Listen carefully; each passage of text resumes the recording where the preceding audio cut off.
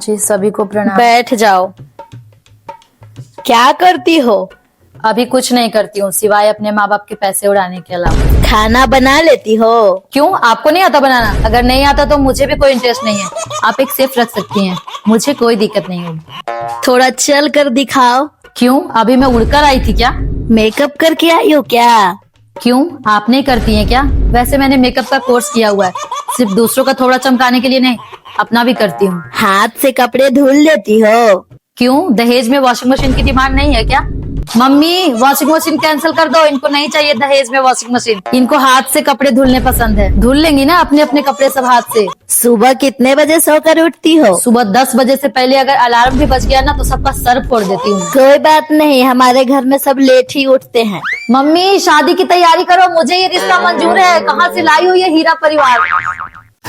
लड़की तो हमें पसंद है। 25 लाख। क्या सच में? मम्मी मुंह देखने का 25 लाख दे रहे हैं ये लोग। अरे नहीं नहीं, 25 लाख दहेज बोला है। क्यों, आपके बेटे का रेट इतना कम है क्या? नहीं, इससे ज्यादा तुम लोग की औकात नहीं होगी ना। तो फिर जाओ ना यहाँ से, हमें नहीं करनी शादी। जहाँ आपके बेटे का रेट अच्छा मिले वहाँ बेच डालो अपने बेटे को।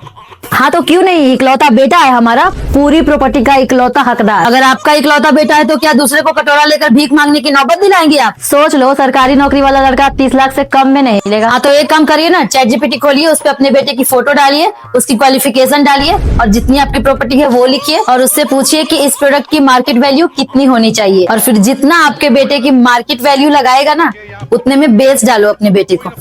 बहुत बदतमीज लड़की है बहन जी। आप जा सकती हैं, दरवाजा उधर है, उठिए और सीधा बाहर में जाइए। क्या यार मम्मी, कहाँ से ऐसा सरिस्ता लेके आ जाती हो, भिख मंगे कहीं के। बहू तुम यहाँ फोन पे गॉसिप कर रही हो, बाथरूम में इतने सारे गंदे कपड़े पड़े हैं, वो कौन धोएगा? काम चोर कहीं की। सुमा इतना चिल्ला क्यों रही है, जल्दी ऊपर जाना है क्या? और वैसे भी गंदे कपड़े आप लोगों के हैं, मेरे नहीं। इतना चिल्ला के बोल रही है, थोड़ा प्यार से बोली होती ना तो धो भी देती, लेकिन अब हट। बहू तुम्हारे पास जो भी साड़ियाँ है उनमें से सबसे अच्छी साड़ी निकाल कर मेरी बेटी को दे दो, उसे पार्टी में जाना है पहनकर। क्यों मम्मी जी, वो साड़ियाँ मेरे पापा ने मेरे लिए दी है, आपकी बेटी के लिए नहीं। बहुत जुबान चलती है तुम्हारी, सिर्फ जुबान ही नहीं हाथ भी चलता है। माजी चला के दिखाऊं? बहुत बदतमीज हो गई है, रुक अभी गर्म पानी में डालकर तेरे हाथ जलाती हूँ। ओ माजी ऐसा सोचना भी मत, वरना उसी गर्म पानी में डुबा डुबा के मार। जल्दी से अच्छी अच्छी साड़ियाँ छुपा के लॉक लगा देती हूँ, वरना दीदी आएंगे। बहू ये क्या, तुम अलमारी में ताला क्यों मार रही हो? हमारे घर में कौन है जो तुम्हारा सामान चोरी कर लेगा? कहीं मेरे चलते तो नहीं तुम ताला मार रही हो? अरे नहीं नहीं माँ जी, आपके चलते नहीं लगा रही हूँ, वो दीदी आ रही है ना और उनकी आदत है हमेशा ताक झाक करने की। और मेरी अलमारिया में 5-5 हजार की साड़ी है, मेरे मायके से मिले हुए गहने हैं, कहीं उनकी नजर पड़ गई तो वो मांग लेंगी और मुझसे ना बोला नहीं जाएगा। तो इसीलिए मैंने सोचा कि पहले ही सतर्क हो जाऊं, इसीलिए लॉक लगा रही थी। हे भगवान, मेरी बेटी को चोर समझ रही है, लालची बोल रही है, क्या जमाना आ गया है। अरे नहीं नहीं माँ जी, मैंने दीदी को चोर कब बोला? मैं तो बस ये कह रही थी कि घटना होने से पहले ही सतर्क हो जाओ। अब तो ये अलमारी तभी खुलेगी जब दीदी यहाँ से जाएंगी।